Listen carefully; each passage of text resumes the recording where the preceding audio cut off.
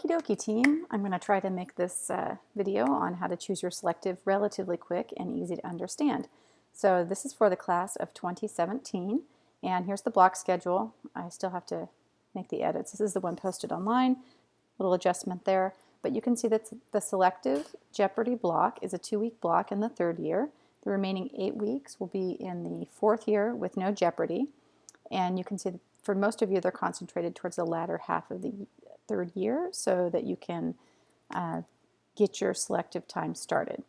And then just as a reminder, the addition of Jeopardy to selective was something you all voted on. Here's the Survey Monkey, 13 of 16 respondents, and the decision was made so that you could do no cast room time, but have every ED block have 9 residents in it.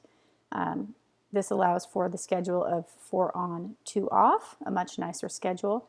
The trade-off, since we got rid of cast room Jeopardy, but we obviously still need Jeopardy, was that the 2 weeks of selective during the PGY3 year would be Jeopardy. That said, since there are 9 R3s in the ED at any given time, it makes the schedule much more flexible, and I really am not anticipating that we will need to use Jeopardy. So here's the paradigm. We have 6 shifts a day for R3s and a 28-day block. That's 168 shifts. With 8 R3s, everyone does 21 shifts. You all opted for this. Every block has 9 R3s, and so you do 168 shifts divided by 9 residents. You do 18 to 19 shifts per block. Generally, that would be 18 for the Chiefs and 19 for everyone else. And what you will also notice is part of the selective time during the 10 weeks, I'm having you drop in approximately every 2 weeks to do 1 shift. So you'll be relieving one of your classmates of a shift. That's just to keep you clinically on your game. Make sure that you still are familiar with using ORCID, etc. So the fact that Jeopardy is in fact listed here in the selectives, I'm not going to be super concerned about it. I really do think that given the more flexible schedule with 9 people in the adult ED, that any Jeopardy situation will be able to be covered by someone already on clinical rotation. So we will resort to Jeopardy. I'm anticipating, hopefully never, but very rarely. Okay, so that said, here are the options for selectives. That is actually the education one.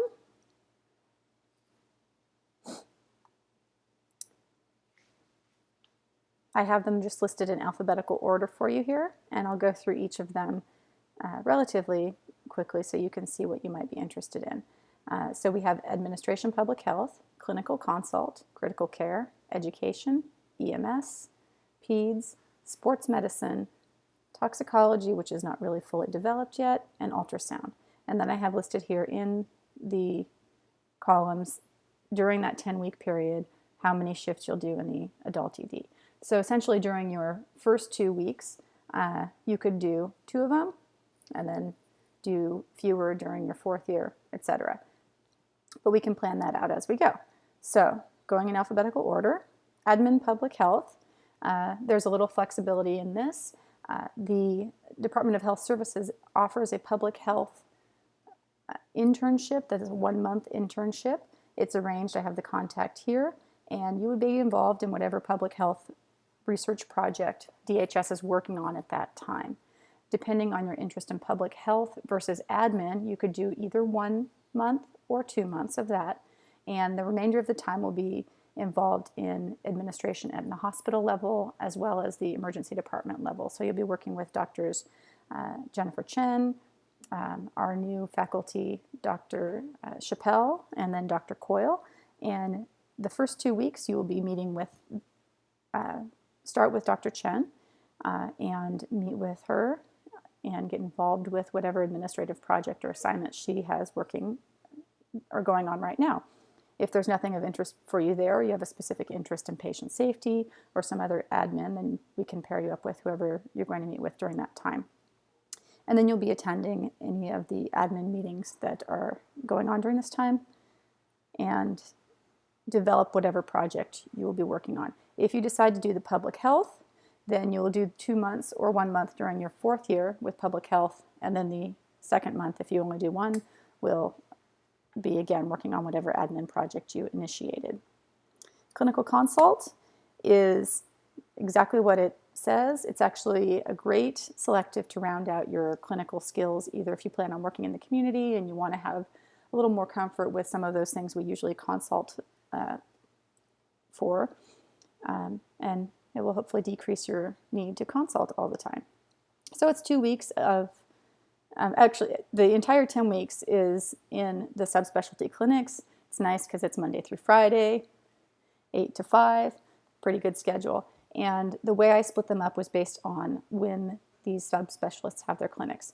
So 2 weeks of OMFS and ENT, 2 weeks of optho and urology, 4 weeks of radiology, sports medicine, and derm, and then 2 weeks in the pediatric ED, throwing in a little more sports medicine there because sports medicine doesn't happen that often. It's only 2 half days a week.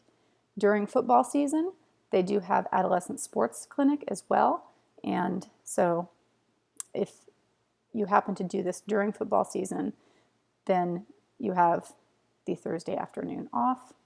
And then we can also increase some flexibility. My goal is to make this just a 5-day-a-week, weekday thing.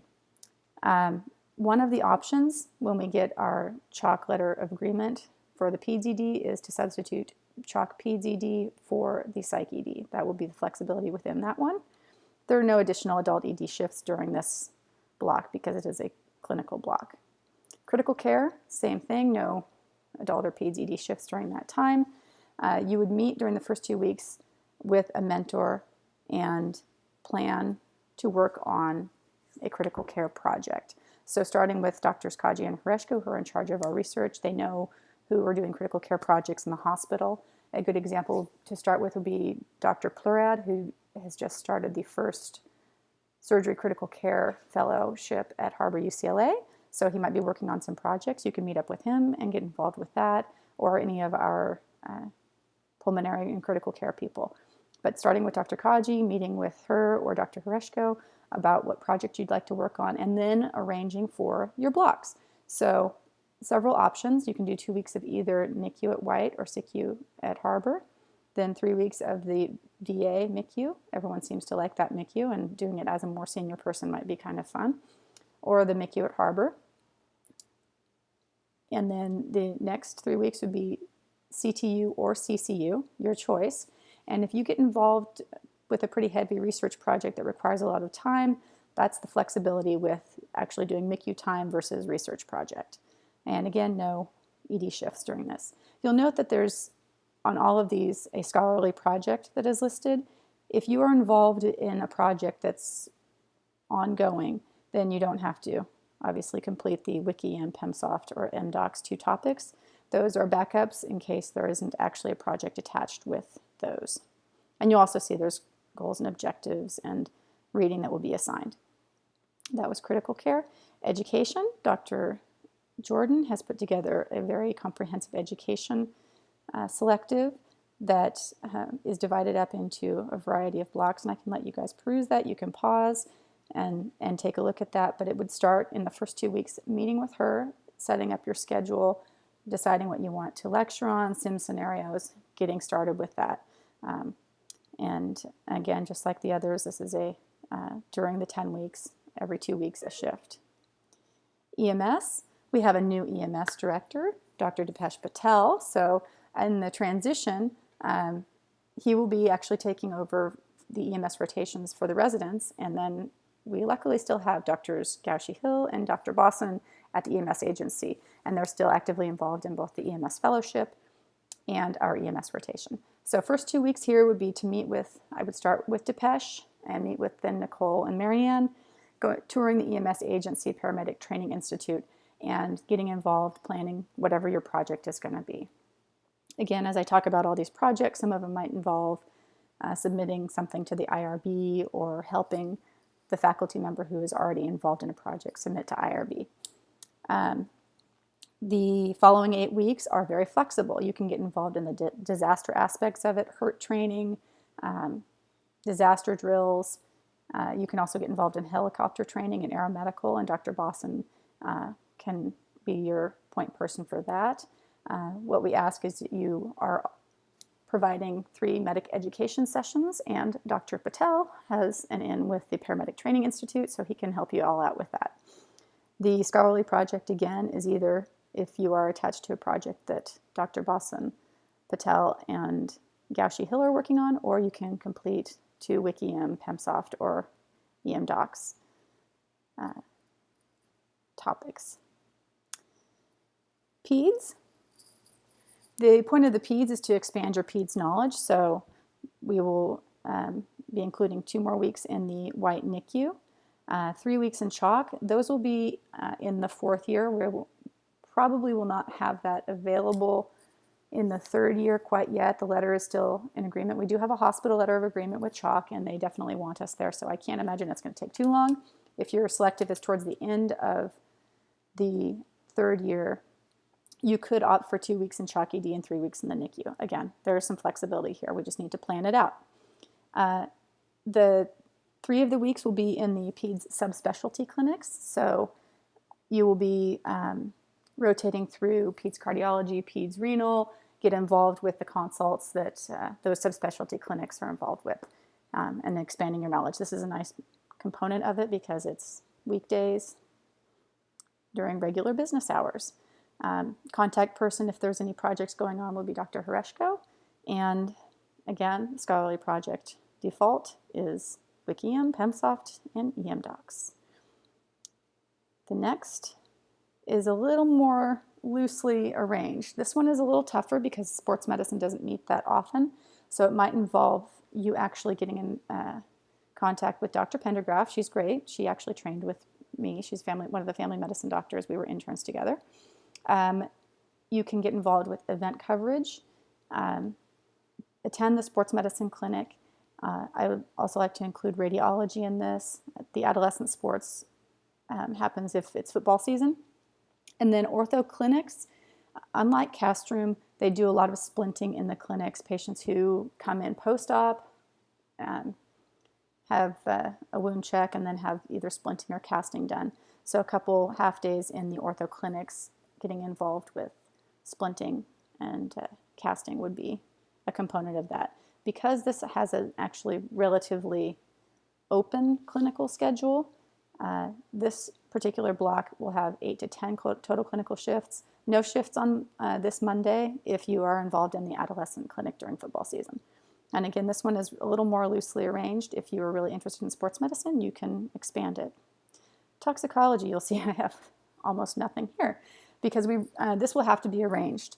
I envision this rotation involving meeting with Dr. Tannen and arranging something, and also spending time with our clinical pharmacologists in the adult ED, PEDS ED, and psych ED. And then the last component would be to establish a letter of agreement with the San Diego Poison Control Center. We may be able to have residents go down and observe for 2 weeks as part of this rotation, but if you do decide to get involved in this one and you actually develop the curriculum, then that is your scholarly project, which is developing the curriculum for the toxicology selective. So I'm going to leave that one up to you guys. Ultrasound is relatively straightforward. Obviously meet with Dr. Jang, and in the first couple weeks and arrange for the rest of your selective time. We're going to have 2 weeks doing echo with our techs in the heart station, which is luckily on the 4th floor, or on the 1st floor now.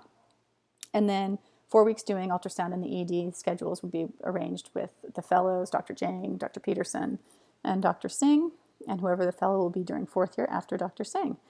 And then throughout all of this, Dr. Jang will get you plugged in with the QI for ultrasound. And then 2 more weeks with just the regular ultrasound techs in radiology. These 2 weeks can be arranged again at any point during the 4th year, or if you want to meet with Dr. Jang and just get started with radiology in the 3rd year, that is also acceptable. So those are the selective options. If you have ideas for other ones, developing your own curriculum, again, would be a scholarly project. Once you make your selection, we'll record it here. When you complete your scholarly project, that means that we actually have